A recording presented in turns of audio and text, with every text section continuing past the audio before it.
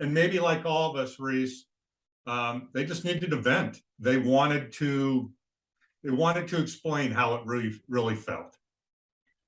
Can I ask a little inside baseball question here, Gene? I think one of the things Reese and I've tried to do on the pod is give people a little peek behind the curtain at game day.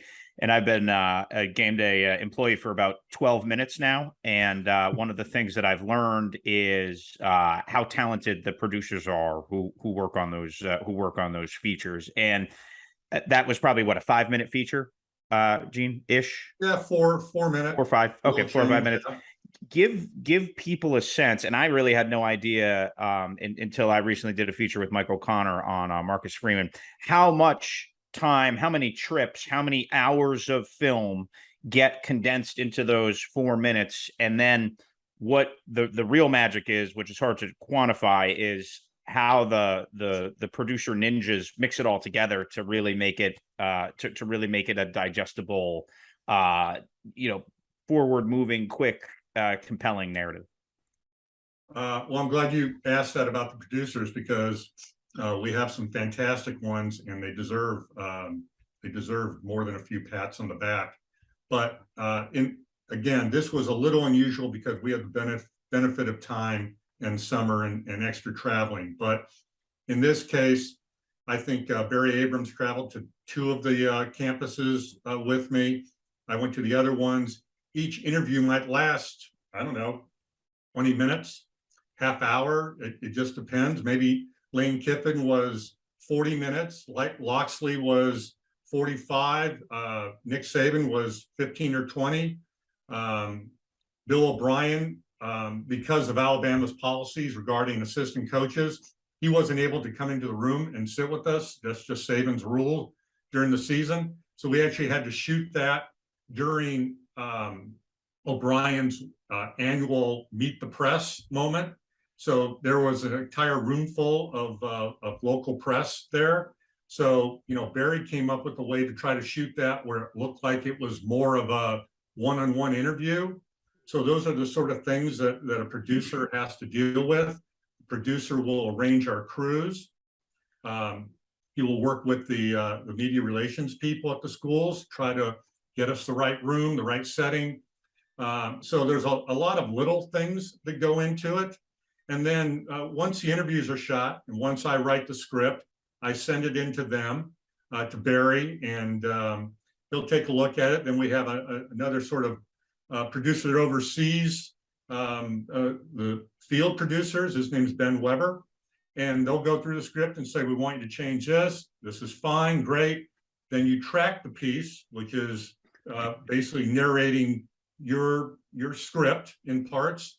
And then off they go back in Bristol and in the editing room. And a lot of the magic, as you said, and a lot of the feel happens in that editing room. Barry will work with an editor, and they'll just know when they're looking at it what works and what doesn't work. And then we'll have various drafts of Vimeos, we call them, of that piece.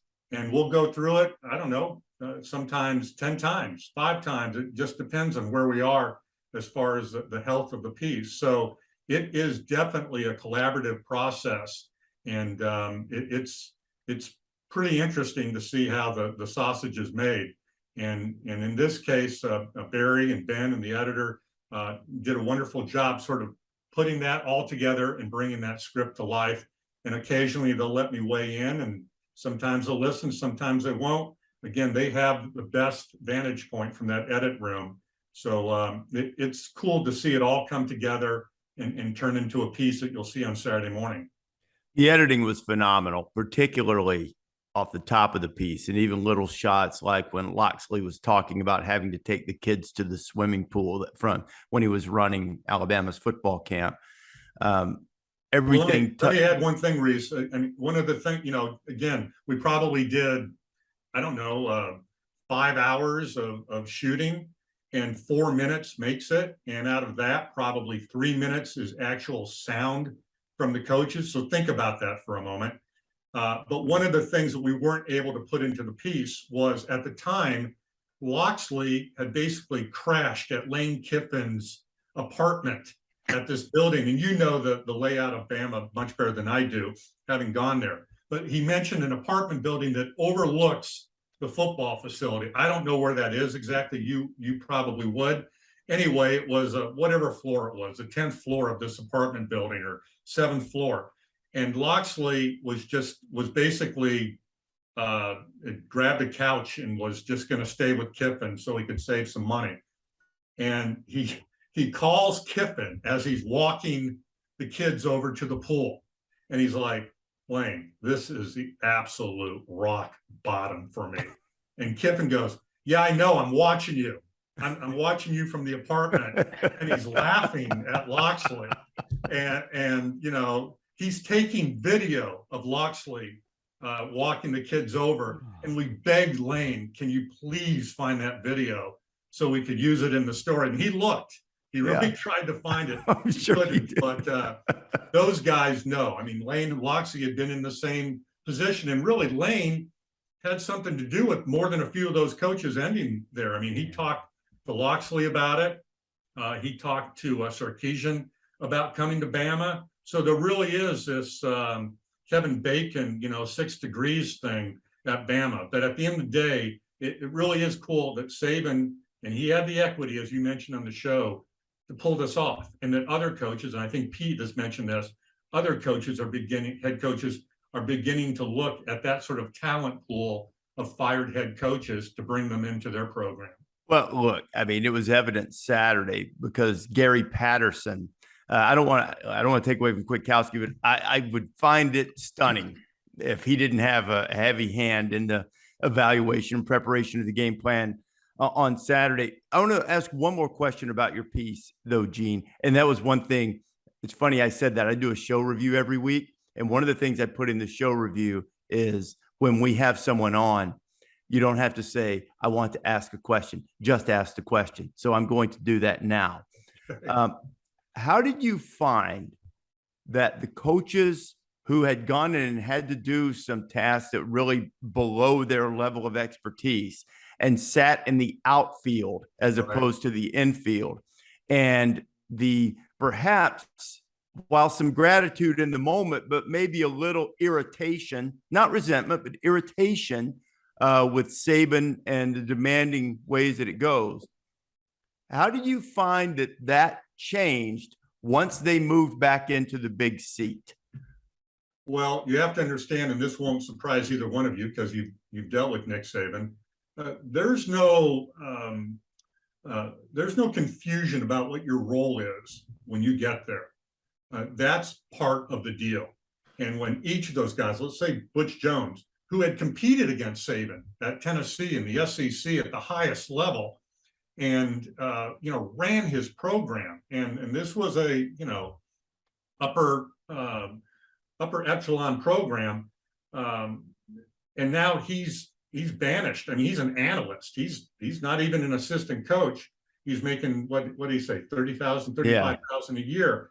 But when he comes in there, and it happened with each of these guys, Saban tells him what you're going to do. And here's what I expect from you. And if you can't deal with this, then you don't need to be here.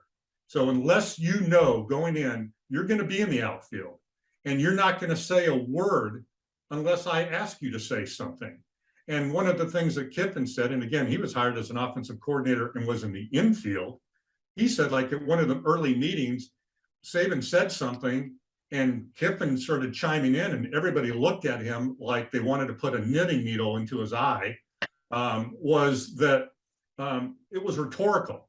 Saban doesn't want you to speak unless he asks you to speak. And it's even tenfold that when you're in the outfield.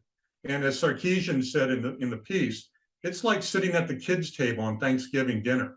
You are out of sight and you just have to deal with it.